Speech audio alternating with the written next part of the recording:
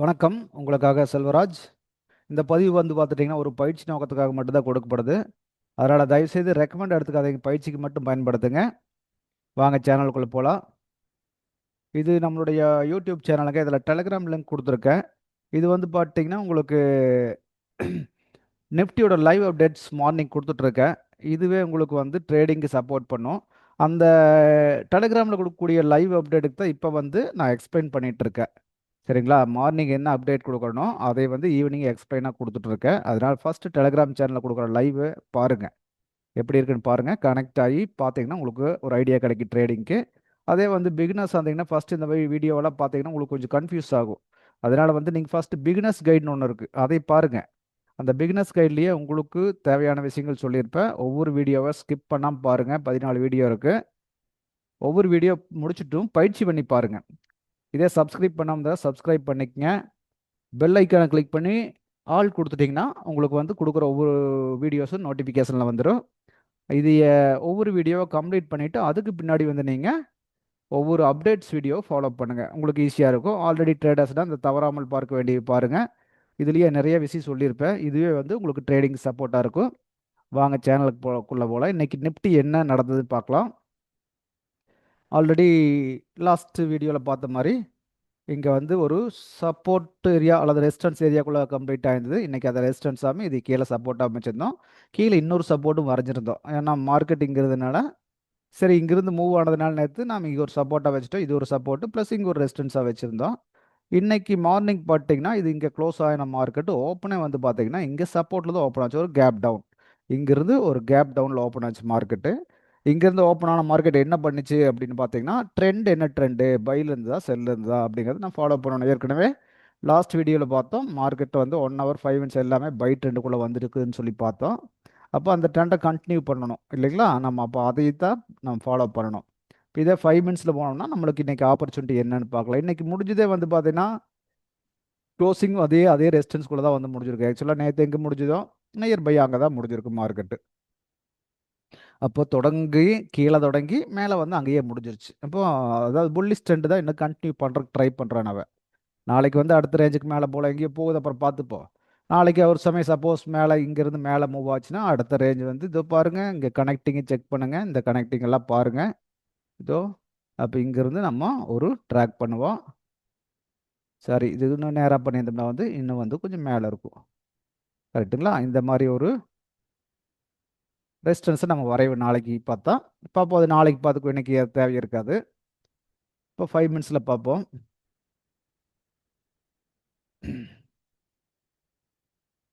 நம்ம ஆல்ரெடி வந்து முன்னத்த வீடியோல பார்த்த மாரி, இதோ நேத்து பை ட்ரேடுக்கு இங்கேயே வந்துருச்சுன்னு சொன்னோம். அதுக்கு அடுத்து ஒவ்வொரு ரேஞ்சா கட் பண்ணிட்டு மார்க்கெட் மேல வந்துருச்சு. நேத்து வந்து இங்க க்ளோஸ் ஆயிருந்தது. அப்ப இன்னைக்கு ஓப்பன் ஆனது எங்கன்னு பார்த்தீங்கன்னா, இங்க. இந்த இடத்துல ஓப்பன் ஆகுது. இந்த இடம் எது சம்மந்தப்பட்ட இடமா? சம்மந்தம் இல்லாத இடம் இது. கரெக்ட்டுங்களா? அப்போ இப்படி மூவ் ஆயிட்டு இருக்கிற மார்க்கெட்டு, அது எந்த இடத்துல ஒரு ரெசிஸ்டன்ஸ்க்கு மேட்ச் ஆகும் அப்படின்னு பார்த்தீங்கன்னா, இங்க பாருங்க. இங்க வந்து இது நேத்தே ஆல்ரெடி பார்த்துருக்கோம் நாம. வந்து இங்க ஒரு சப்போர்ட் எடுத்து மறுபடியும் மேல போயிருக்குது. கரெக்ட்டுங்களா? அப்போ இன்னைக்கு கீழ வந்தா எங்க வந்து சப்போர்ட் எடுக்கணும்? இந்த பிளேஸ். இந்த பிளேஸ்ல சப்போர்ட் எடுக்கணும். கரெக்ட்டுங்களா? அவன் எங்க வந்து சப்போர்ட் எடுத்தான்னு கேட்டீங்கன்னா, கரெக்ட்டா அதே பிளேஸ் தான். இந்த பிளேஸ்ல தான் வந்து சப்போர்ட் எடுத்துட்டு போயிருக்கு. அப்போ மார்க்கெட் ஓப்பன் ஆகணும்னா அவசரப்படாம எப்பவுமே வந்து ட்ரேடுக்கு நிதானமா இருக்கணும். அவசரப்படாம வெயிட் பண்ணோம்னா ஆட்டோமேட்டிக்கா இந்த ரேஞ்ச் வரும்போது பை பண்ணி பழகுங்க. அதான் சொல்றது மார்க்கெட் ஓப்பன் ஆகணும்னா எப்பவுமே ட்ரேட் போகணும் அவசரப்படாதீங்க. இந்த ரேஞ்ச் வந்துருச்சு. அகைன் மேல போகுது. இது பார்த்தீங்கன்னா, நான் டெலகிராம்ல முன்னாடியே குடுத்துருந்தேன். இந்த 2 கேண்டில் வரும்போதே நான் குடுத்துருந்தேன். இந்த 2 கேண்டில் பாஸ் ஆகிக்கும்போதே நான் இதெல்லாம் ஒரு கேண்டில் 2வது கேண்டில் வரும்போதே நான் இந்த இடத்துல வந்தா மார்க்கெட் ரிவர்ஸ் ஆகும்னு குடுத்துருந்தேன். எப்படி குடுக்குறேன்? இதே தான் சிம்பிள் தான். இதே கான்செப்ட் தான் நான் சொல்லக்கூடிய அதே சப்போர்ட் ரெசிஸ்டன்ஸ் இத தாண்டி என்னங்க நடக்குது? இதில தான் இருக்குதுங்க மார்க்கெட்டு. இங்க வந்தா திரும்பும்னு குடுத்துருக்கேன். வேணா செக் பண்ணி பாருங்க. இந்த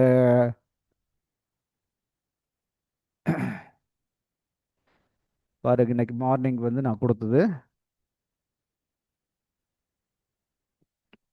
இது பாருங்க. இது வந்து 9:05க்கு ஓப்பன் ஆகறதுக்கு முன்னாடியே குடுத்துருக்கேன். இது 9:05க்கு. அதுக்கு பின்னாடி பார்த்தீங்கன்னா, 9:21 குடுத்துருக்கேன் பார்த்தீங்களா? அடுத்த ஒரு லெவலு. அதாவது 9:21க்கு இத பாருங்க. அங்கேயே லைன் போட்டு தான் நான் குடுத்துருக்கேன். வரும்போது கரெக்டாக 9:21 கொடுத்துருக்கேன். அந்த லைனுக்கு வரும்போதே கொடுத்துருக்கேன்.